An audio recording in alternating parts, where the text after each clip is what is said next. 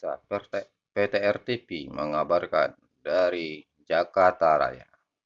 Inilah kita mengingat dan perjalanan jasa-jasa Presiden Soeharto selama menjabat Presiden Republik Indonesia. Kita harus mengingat dan jasa-jasanya seorang pahlawan pembangunan bangsa Indonesia yang telah berjalan selama 32 tahun di tangannya, membuat bangsa Indonesia lebih maju dari sebelumnya untuk kepentingan ekonomi dan rakyat, dan pertahanan dan keamanan dijaga baik oleh Presiden Republik Indonesia Soeharto. Memang piawai dalam memasang strategis untuk kepentingan bangsa dan negara dan kepentingan ekonomi dan kepentingan keamanan masyarakat Republik Indonesia yang telah berjalan selama 32 tahun berakhir di tangan mahasiswa Republik Indonesia. Karena di era itu Indonesia dilanda krisis ekonomi yang sangat dahsyat. Itulah yang menjatuhkan Presiden Indonesia ini di gedung DPR RI di era tahun 1997-98. Ekonomi Indonesia runtuh, dilanda krisis dahsyat yang melanda dunia. Di saat itu, Presiden Republik Indonesia Soeharto tidak sanggup lagi menahan gempuran dari mahasiswa dan rakyat untuk menyuruh dia mundur dari jabatannya sebagai presiden. Akhirnya berakhirlah jabatannya, dia menyerahkan tampuk kekuasaan kepada Presiden B.J. Habibie yang saat itu menjabat sebagai Wakil Presiden Republik Indonesia. Setelah dia memberikan jabatannya kepada Presiden B.J. Habibie, Presiden Soeharto lama laun dia sakit-sakitan. Akhirnya sakit-sakitan, bertahun-tahun sakit dirawat. Memang membuat banyak rakyat Indonesia sedih melihat perjalanan hidupnya Bapak Presiden Republik Indonesia yang kedua ini.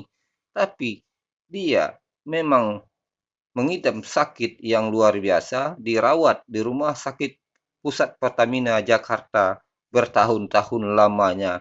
Karena dia mau diadilin. Apanya yang mau diadilin? Orang sakit nggak bisa diadilin. Akhirnya Bapak Presiden Republik Indonesia kedua ini, Bapak Soeharto, akhirnya mengembuskan nafas terakhirnya di Rumah Sakit Pusat Pertamina Jakarta. Akhirnya sudahlah perjalanan hidupnya Bapak pembangunan yang satu ini memang kita kenang sepanjang masa, karena di tangannya Indonesia lebih baik secara ekonomi dan keamanan di seluruh Indonesia. Di saat itu memang Indonesia aman, ekonominya kuat. Semua tidak lepas dari kepiawaian Presiden Republik Indonesia satu ini menjaga keutuhan bangsa dan keutuhan ekonomi dan keutuhan pembangunan sampai Bapak Presiden Soeharto diberi gelar Bapak Pembangunan Bangsa Indonesia di saat itu oleh rakyat Republik Indonesia, karena ekonomi Indonesia di saat itu memang bagus dan memang luar biasa, karena dia piawai menerapkan strategi-strategi untuk pertanian dan untuk mesejahterakan rakyat, mengadakan transmigrasi, memindahkan masyarakat dari satu tempat ke tempat lain untuk kepentingan ekonomi dan lain-lain. Memang itulah yang kepiawaiannya harus kita hargai, jasa-jasa beliau yang telah membantu bangsa Indonesia dan rakyat demi kesejahteraan di era Orde Baru itu. Semua tidak lepas dari banyaknya menteri-menterinya yang piawai dalam bidang ekonomi dan pertahanan untuk menyelamatkan ekonomi Indonesia. Berakhir tahun 97-98, dunia dilanda krisis ekonomi dahsyat di seluruh dunia, melanda juga bangsa Indonesia. Di era itulah Presiden Republik Indonesia yang kedua ini tidak sanggup menahan gempuran dari bangsa asing dan dalam negeri. Ada indikasi kejatuhannya di oleh sebabkan oleh ada campur tangan asing di bangsa Indonesia selama ini.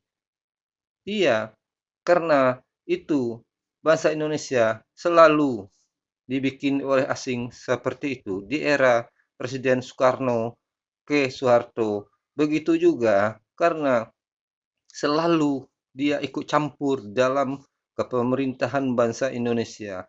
Apapun yang dilakukan oleh bangsa Indonesia, itulah berdiri di atas kaki kita sendiri demi kepentingan rakyat dan bangsa dan negara ini tidak lepas dari kepiawaian dan dukungan dari masyarakat seluruh Indonesia untuk kepentingan Republik ini lebih maju dan lebih adil dan lebih makmur di masa yang akan datang.